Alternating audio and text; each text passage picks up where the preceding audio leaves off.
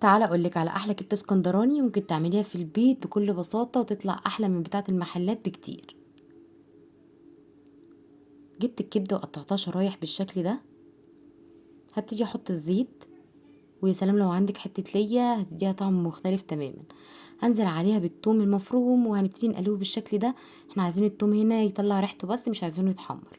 بعد كده بنزل بالكبده بتاعتي وببتدي اقلبها كده لحد ما لونها يبتدي يتغير. وفي الخطوة دي بحط الفلفل الحامي أو فلفل رومي حسب الرغبة، بس الفلفل الحامي هو الأساس. هبتدي اديها تقليبة وبعد كده بحط التوابل ملح وفلفل اسود وكمان كمون،